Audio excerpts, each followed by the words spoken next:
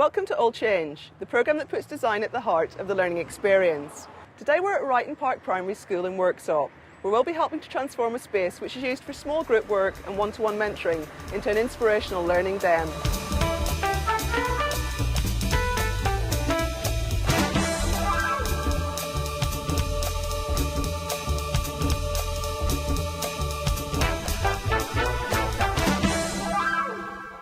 Finding spaces for individualised learning can often be a huge challenge for primary schools. Whether pupils are gifted and talented or whether they have individual learning needs, spending time out of the classroom in one-to-one situations and small group work is often critical to their learning. We'll be spending the weekend here at Wrighton Park Primary School working with staff, parents, pupils and governors to create a fantastic flexible space which will help them to deliver their curriculum. And also in today's All Change, we visit one of the country's first secondary schools built in a public-private partnership. And a radical design for an all-through school, one of the government's exemplary schemes to stimulate debate about new school buildings. Should we think beyond a class of 30 students and one teacher? And we look at some products to help provide ideas for creating exciting displays at your school. Good display means good learning opportunities. Wrighton Park was built in 1926 as a secondary school, but became a junior school in the 1960s. Head teacher Richard Lilly was appointed in September last year, having been a Wrighton Park pupil himself in the 1970s. The school has been using this room as a withdrawal facility for children with social or learning difficulties, but the school now wants it to become a more versatile space, to be used by students of all abilities. We're going to be providing better IT and storage facilities. Sholanda de Cruz architects in Birmingham were responsible for developing the design for Wrighton Park. The practice has a strong track record in the educational sector. Project manager John Craig met with architect Marco de Cruz. His design is for a learning den built around an interactive whiteboard, with some computer workstations and lots of new storage. At the heart of his design are strong visual elements. The essential features of this design are the collection of small improvements, really. We've got two very strong colours tying everything together.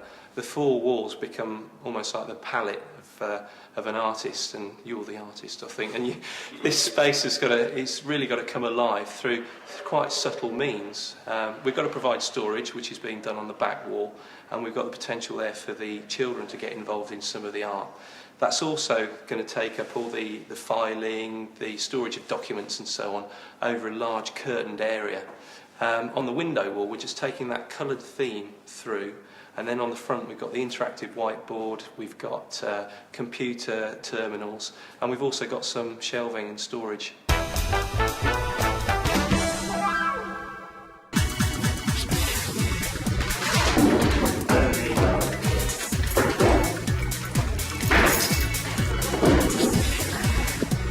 So it's out with all the clutter as head teacher Richard Lilly and his deputy Sarah Sampson got stuck in alongside their colleagues. So tell me what's going to be on this wall then? On this wall here, we're going to have computers in the far corner over there, a white screen here as well. Over here we have a lot of fabric and curtaining, and the kids will be involved with that, making their own mark on it, literally, which you'll see. Also with some stories and some storage above it as well. And behind us here we're going to have some whiteboards and some projection. So we're cleaning up and replacing everything and just smartening it and giving some image to it.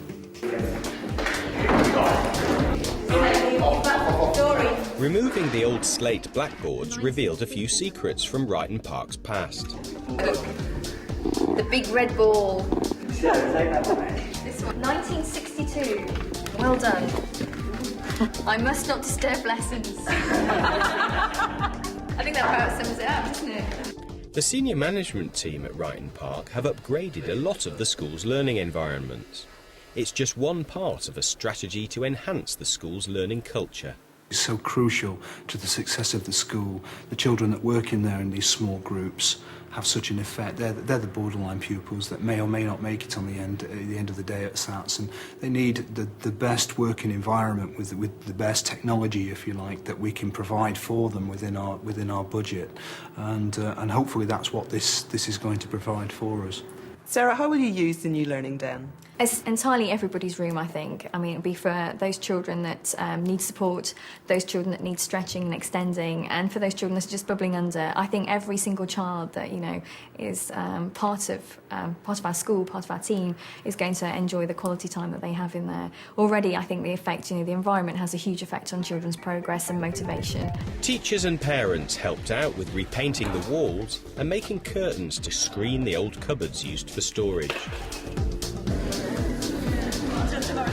Now this is where the old notice board was on the wall, but now it's going to be an interactive whiteboard, which means it's going to have a projector shooting down at it right from the centre of the ceiling.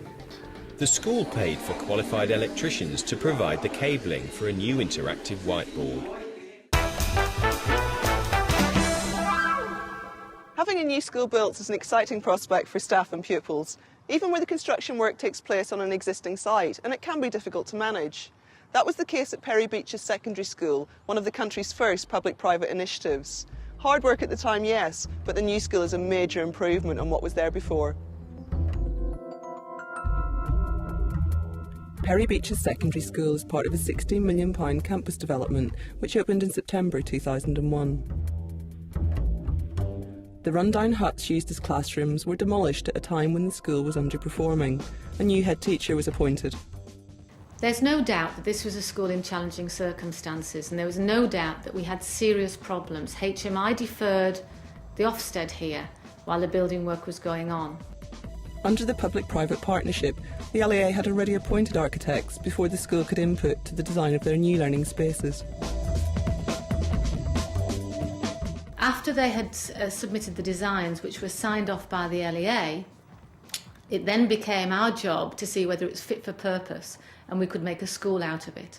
So we had, you know, the Candy Floss, the wonderful looking architectural building, but we didn't know whether it would be fit for purpose. I think initially I was dreadful as a head teacher to try and have an input into the architectural world. It was oil and water. What you have to imagine is the builders have already arrived in your house and they're knocking down the kitchen.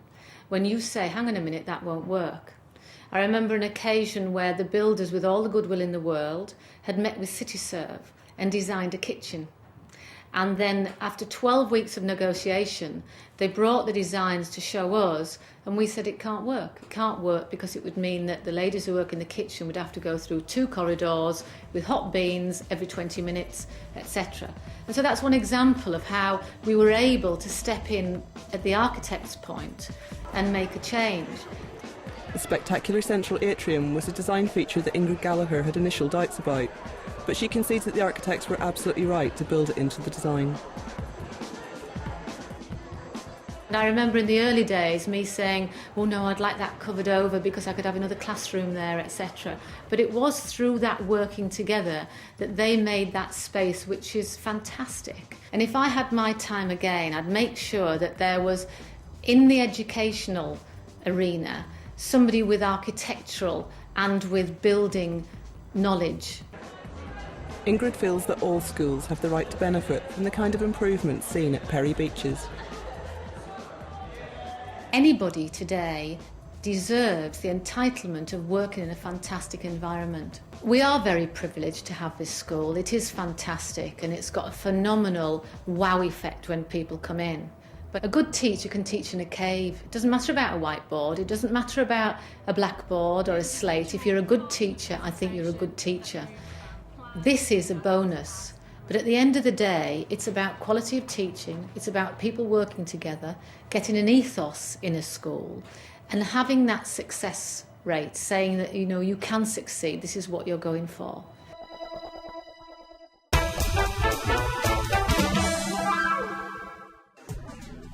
Back at Ryton Park, the staff were cracking on with the painting, and John Craig had an idea for a motivational motto for the wall.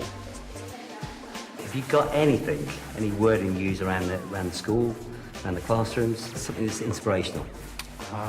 My mantra is, what do you know now that you didn't know when you came through the door? If we did that right across the top. Yeah? What do you know now that you didn't know when you came 15-year-old Cheryl Baffrey was our graphic designer. through the door?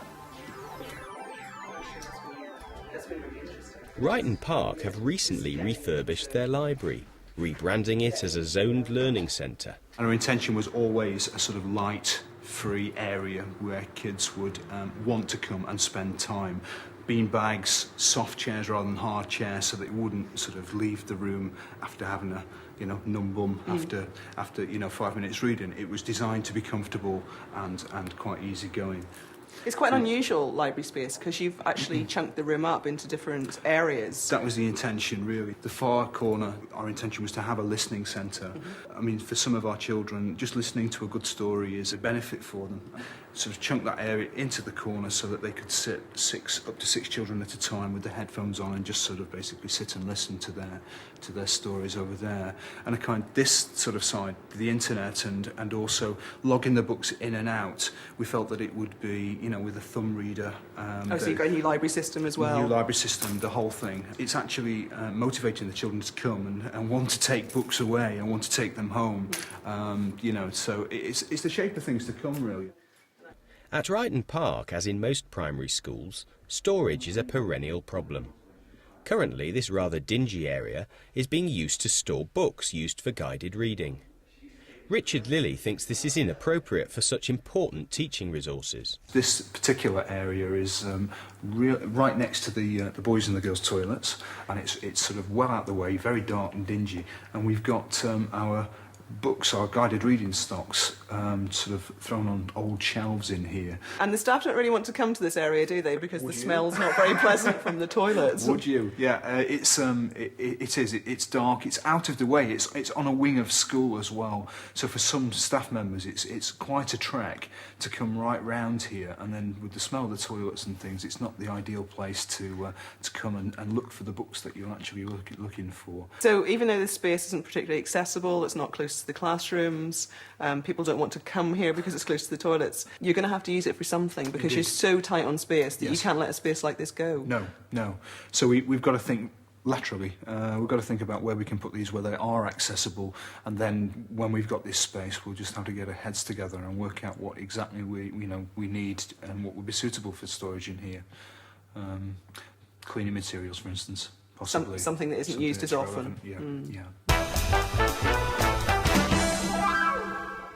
Right, kids, you know what you're going to draw? D-E-N, which is your den for the room. So that's the D, this is the E, and that's the N. The children used fabric paint for their artwork on the material for the curtains, which will cover the old storage cupboards. Drawing this bit here on my hands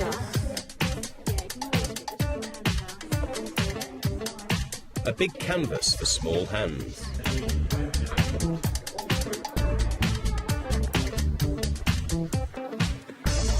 So you're working hard here this afternoon. What's the room going to be like when it's finished? A big improvement on what it started, definitely.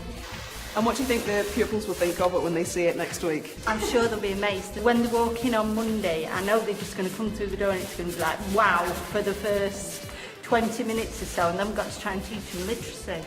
So, yeah. It's going to be a bit of a challenge for you then, isn't it? Yeah, that's it. Cupboard is 182 or 183? This is 183. If it's 182, we're laughing. It's not bad. It's looking positive.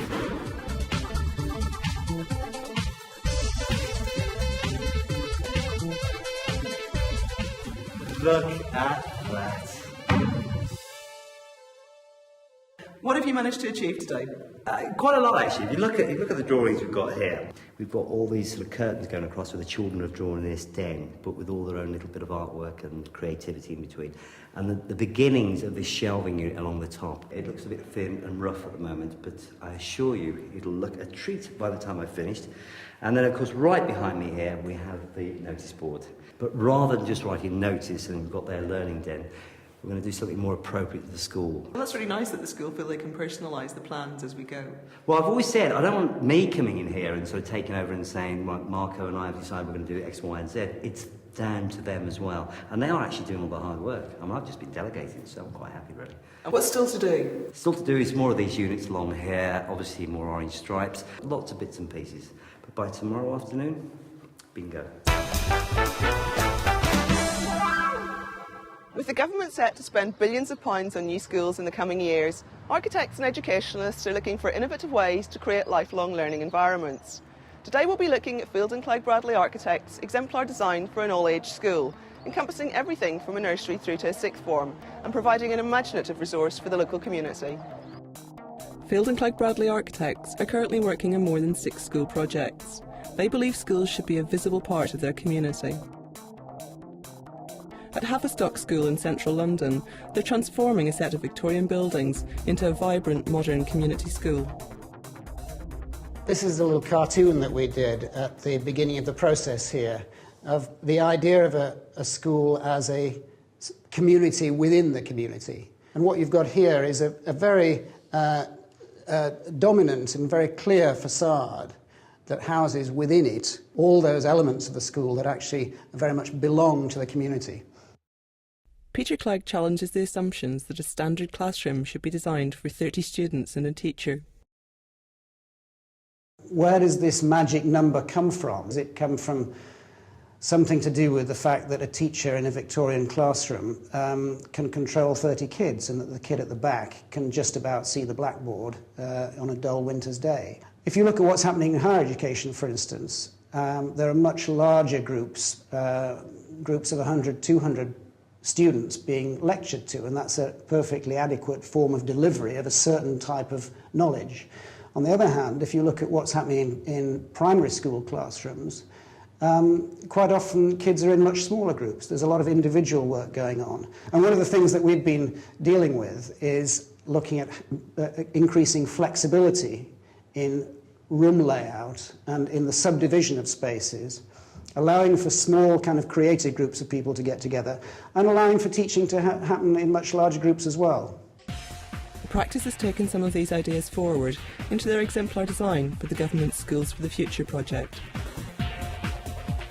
We were given a brief to design an all-age community school, which is basically for kids from 3 through to 18. The school itself is broken down into a series of smaller schools which cluster round the main community space, kind of open courtyard space, actually enclosed with a glazed roof. Sunlight can get in, it's bathed in sun, and it's what you're looking around here, different balconies, different levels, different classrooms which open onto that space.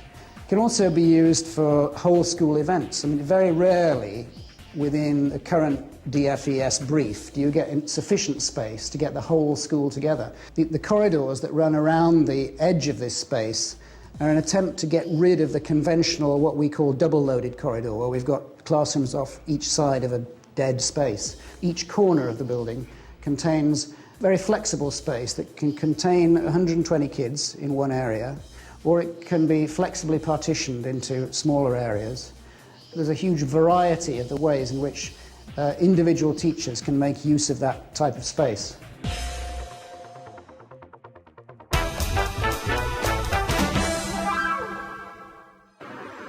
Back at Ryton Park, the school community are on course to get the new learning den finished on time.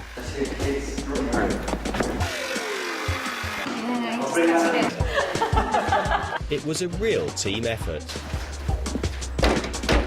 These are the original 1926 slate boards, and these slates are about an inch thick.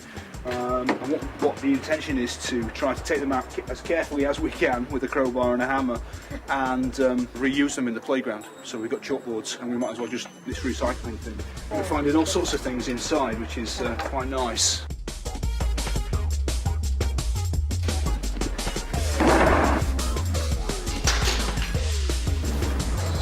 Pupils gave up their weekend to help with the decorating. The stylish black cabinets for multimedia storage were assembled, while Sue Jefford was on the sewing machine. Matthew, as a governor here at Ryton Park, what are your priorities for the learning environment? I think the main thing is to get the building to be at a level where the children aren't distracted by it. At the moment we have certain problems with certain classrooms that mean that they actually pull away from the learning experience for the children. So with projects like this, and hopefully we can spread them through all the classrooms in the future, it means that the children are on an even footing with children who are in new buildings. Open first. More children, staff and parents arrived for the final push to complete the room.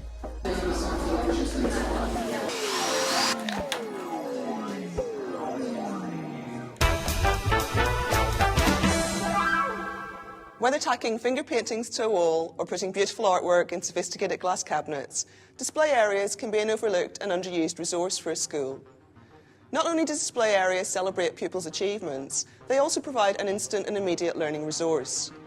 This display in a school dining hall is a fantastic example. Here are some ideas to help you think about displays in your school. You can source freestanding units, portable wheel display units and sleek modern document holders.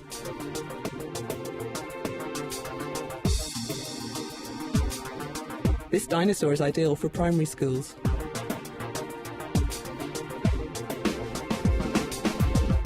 Traditional pin boards.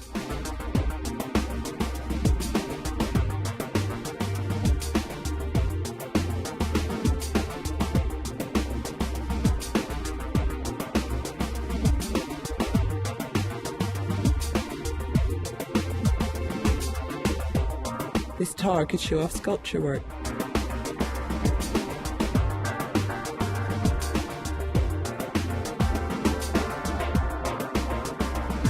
New ideas for trophy cabinets.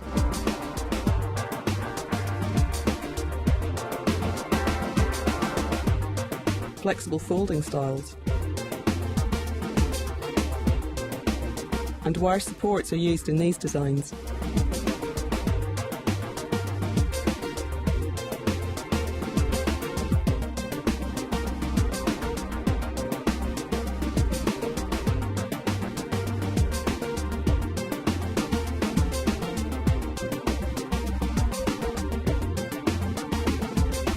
The British Educational Suppliers Association has a code of practice which their members comply with.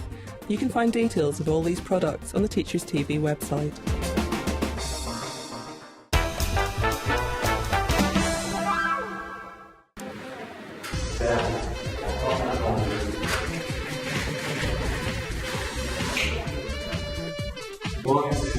What's do?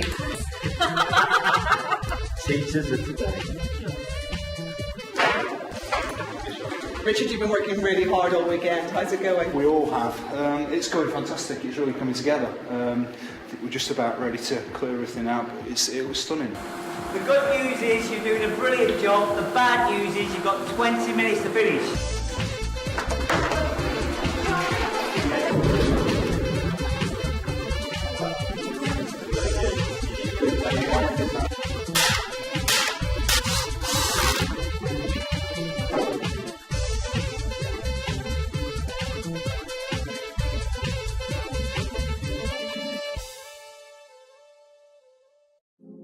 The brief was to provide a flexible and welcoming space, harnessing ICT to provide for children of all abilities. Additional storage was provided, and a rather tired space was replaced with a more contemporary learning den. The cluttered old room was transformed into a spacious and versatile place for children and teachers to enjoy.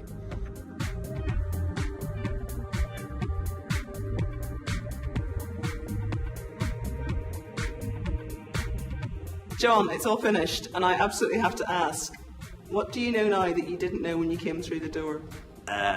We get more sleep, work harder, don't be so tired by the time it all finishes. Don't use white paint because it takes too long to cover all the other colours underneath. Any more? I think that's probably enough to be going on with. Are you happy with it? I'm happy with the way everybody pulled together, as usual. It's all been great. My favourite part, if you really want to know, is the children's artwork. It makes you smile every time I look at it. I believe we're even on there, so we're going to stay on there forever as well. We'll be on there. They won't forget us in a hurry. But generally, no, I'm really pleased. It just, when I walked in, I was horrified, and I really did think, this is going to be tough. But generally, just by cleaning it up and getting rid of all the clutter and replacing things and just adding splashes of colour. But no, I'm pleased, and they're pleased, and I'm pleased for them. The school had a budget of £4,000 for the new learning den. An interactive whiteboard system was installed by professional electricians. New computer workstations were assembled by the staff. Stylish desks and seating replace tired old tables.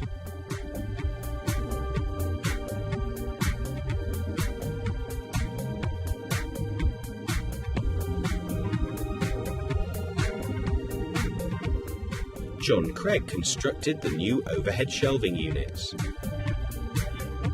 And simple curtaining decorated by the children covered up unsightly yet essential storage. Is it very different from what it was before? A lot different, yeah. It was a bit drab before, wasn't it? Oh, it looks extremely colourful and extremely bright. It's fantastic. Fantastic. Especially like that interactive whiteboard. Really when good. I saw them, I thought you smashed the limo up because it's like the limo windows. I only wish it had been like this when I was at this school.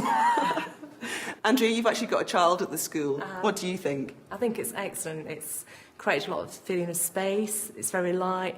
I love the question on the back wall. I think that's excellent and quite thought-provoking. And the den, the fact that the children have worked on that as well, that's excellent. It's sort of much to sort of look behind and see what there is behind the curtain. Sarah, Richard, it's all finished. Are you pleased with it? Absolutely stunned. Stunned. It's really seemed to have come together in the last sort of half an hour or so. It looks fantastic. It's really, amazing. yeah. It really is. In the short space of time we've had, it has all come together. It's brilliant. There's a lot in here, isn't there, that's different? I mean, these curtains that actually spell out den with the children's work is a really nice touch. They've absolutely enjoyed every single second that they've spent on this. They've loved putting all the names in. They've come back in and asked us if we can find our own names. Mr. Lilly is cool. Here you go, Mr. Lilly. I wrote that one. And these cabinets are quite high-tech in terms of updating the room, aren't they? Definitely. They're very sleek and sophisticated, and with all the new CD-ROMs and everything and DVDs, fantastic storage space for them. And in terms of, a learning den, you've really made a high-tech contribution with this whiteboard, haven't you? It's what we're committed to as a staff, I think. We said from day one that we couldn't go much further in our teaching without these sorts of things, and we're taking them on board. So the whole infrastructure since September has been geared towards facilitating these in each classroom, and this is great that we're ahead of the game as far as our own strategic plan is concerned, and it looks fantastic. And new blinds as well on the windows. Sort of keep prying eyes out, because you're quite close to the houses behind you here, aren't you? Absolutely, yes. Both from a security point of view and from a sun point of view. And all new furniture as well, Sarah? It's amazing. The children just cannot wait to be sitting down and getting down to work Monday morning. If you've completed an exciting design project at your school, or have a learning area that you'd like to transform, All Change would love to hear from you. You can contact us through the Teachers TV website, where you'll also find details of today's programme. From Wrighton Park Primary School, it's goodbye from All Change.